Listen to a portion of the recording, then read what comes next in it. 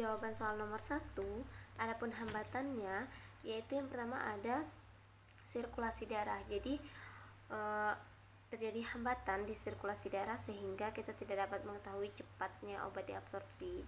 Adapun solusinya yaitu dengan cara kita itu harus mengetahui cara pemberian apa yang obat itu dapat cepat diabsorpsi. Contohnya, dengan pemberian sublingual, maka obat itu akan cepat diabsorpsi dibandingkan dengan cara subkutan, karena sirkulasi darah itu di subkutan lebih sedikit dibandingkan sublingual.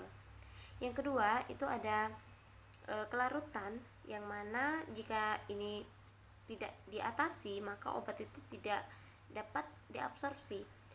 Karena apabila obat tidak larut, maka dia tidak akan mencapai fase absorpsi.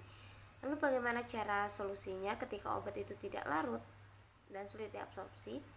Maka kita itu harus membuat obat dalam bentuk yang larut dalam air atau yang memiliki kelarutan yang tinggi dengan bantuan zat tambahan ketika kita memformulasikannya, seperti menambahkan bahan tambahan yang bersifat hidrofilik sehingga obat itu cepat diabsorpsi. Lalu yang ketiga itu ada pH, yang mana solusinya adalah obat itu nantinya harus dibuat dengan bersifat asam lemah agar mudah menembus membran sel pada suasana asam. Jadi pH lingkungan ini apabila nantinya dia tidak diatasi, maka dia dapat membuat suatu obat itu tidak dapat menembus membran. Jadi ketika obat itu ingin menembusnya, maka dia harus dibuat bersifat asam lemah agar dapat menembus membran.